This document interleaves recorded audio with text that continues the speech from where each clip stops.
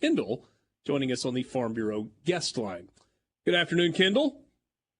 How's it going? Good, man. Really good. So we're in a weird place right now for baseball in the state of Mississippi. Ole Miss sitting dead last in the West at 3-15. Mississippi State at 6-12, and a daunting final 4 weeks of the regular season. When you look at this from where you sit in Texas, covering college baseball, how do you think we've gotten to this point? Well, I think the biggest thing for me when I look at Ole Miss is I just think early on, you look at the Mallett injury before the season, you combine that with the Hunter Elliott injury earlier this year, and this is like a double whammy. I thought this was a year for Ole Miss where you looked at this team and went, you know what, we like this club offensively, and for the most part they did fine offensively, but we like this club offensively.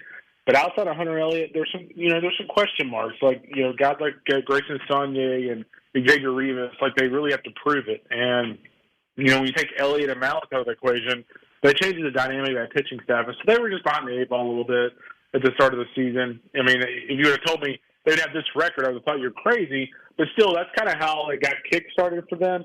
I think for Mississippi State, I watched the series over the weekend, and I mean, that was just a really hard-fought series. I did not watch that series and go, oh, man, Mississippi State's just flat-out awful. Whereas like a month and a half ago, I think you would watch Mississippi State and say that.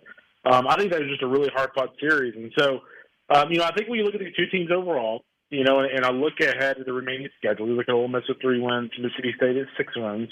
Two notes. One, Mississippi State has the 4th easiest schedule remaining in the SEC and interconference schedule. So that's looking at teams they have left on the schedule versus the combined records of other teams, other SEC teams that are playing series and conference as well. So Mississippi State the 4th easiest.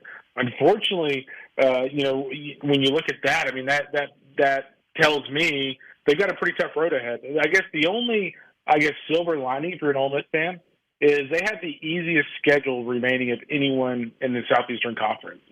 Wait, hold on a second. Hold on a second. I got to stop you there I got to understand that more. So Mississippi State has conference series remaining against Tennessee, LSU, Arkansas, and yeah, actually, I'm sitting here looking at it. I actually am reading it backwards. So it's the 4th most difficult schedule remaining, right? So to back myself up here, this story is on D1Baseball.com, by the way. So I just read my own story wrong. So the 4 toughest schedule remaining, are Kentucky in order. If you haven't seen Kentucky's remaining schedule, good Lord, good luck. Vanderbilt, Arkansas, and then Mississippi State at 4, and then Ole Miss is at 14. So if you're an Ole Miss fan, you're looking at it and going, hey, you know what? We might have 3 wins, but we have the easiest remaining schedule. And so they at least have a pathway.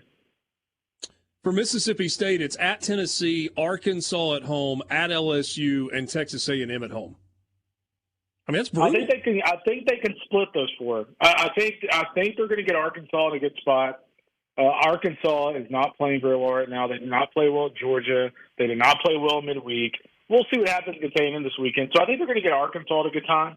I do not like their chances this weekend, to say the least, especially if Nate Dome isn't going to go. And then, obviously LSU, I don't think it's going to go great. And then they've got A&M at home, and A&M's pitching is really erratic, and we know State can hit. So, I mean, I think they can go 2-2 in those final 2 series, which would put them it'd put them within striking distance. They would probably need to win a game or 2 in Hoover to get in. All right, so when you say you think they can split the final 4 series, that mean you think they can go 6-6 in their last 12 league games? I do. 100% think they can go 12. I think they can go 6-6. Yes. Which would finish 12-18 with an RPI of what? 30, 32? Yeah, being that 30 to 35 range. They would need to win. They would need to win a game or 2. I do think this is a year in the Southeastern Conference. When you look at how deep this conference is as a whole, if you can win 13 games, I think you're getting in. That's the magic number for me. I think you want to get 14 to be safe, but I think if you win 13 this year, you're getting in. All right, so let's do the same thing with Ole Miss's schedule that you said is the easiest in the SEC. Final 4 weeks of the regular season. They host Georgia, who for the last 3 weeks has played really well. They got to go to Missouri, who right now is the other team not in the SEC tournament. They host Auburn, and they go to Alabama. What does Ole Miss do over its final 12 games?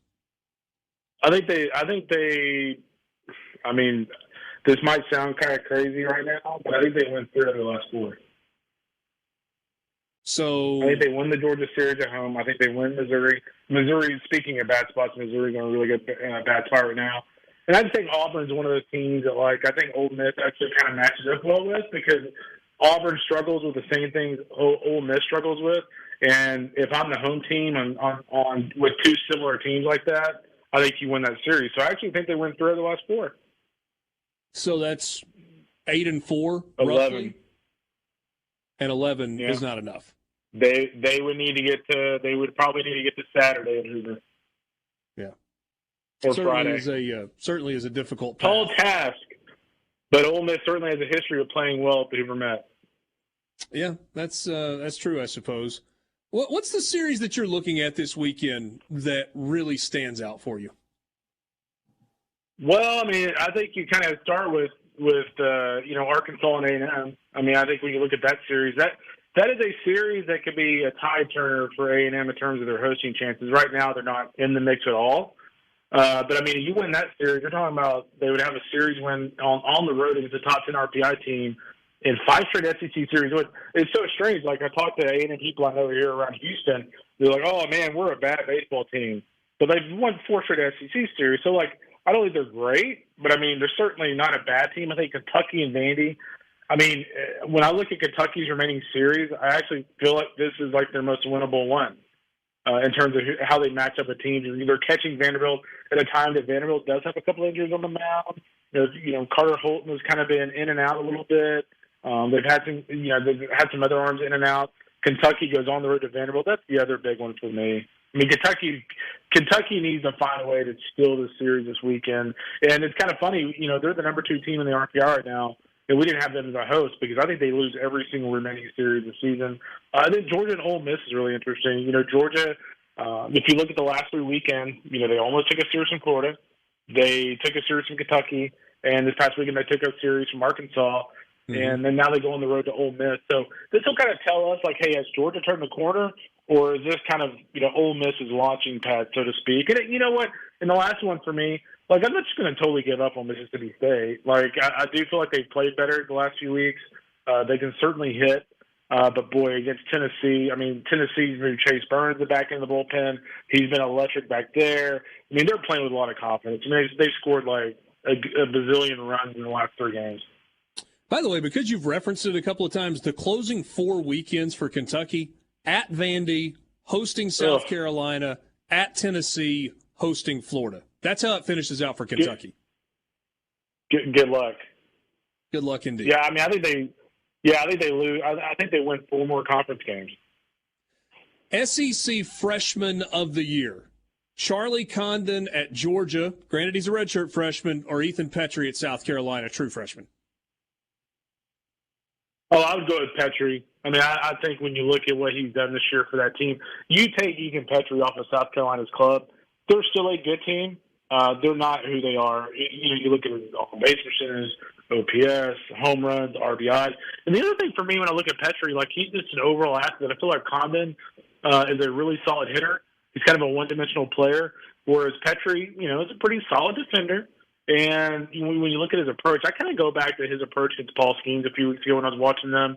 He took an inside fastball, the inside part of the plate that was low, and kind of golfed it out for a home run. Like, that just shows me what kind of mature offensive approach he has. So I would go with Petrie. And honestly, I mean, I would not take Ethan Petrie over Dylan Cruz. But there's an argument to be made for him as Player of the Year over Dylan Cruz. But give me Dylan Cruz all day long. Whoa. How is there an argument to be made for him over Dylan Cruz as Player of the Year? There's people making it. I mean, I've had. I will not name names, but I have group chats with other people in the industry that are debating it with me. I mean, they just think when you look at his power numbers in conference, his average in conference. The thing I go with Dylan Cruz that just sets him apart from anybody else is, number one, I mean, he looks like the best player in the SEC by far. He His on-base percentage is over 600, which is just, I mean, absolutely ridiculous in the Southeastern Conference. And, oh, by the way, he's a premium defender. So he literally checks every single box imaginable. Kendall, thanks.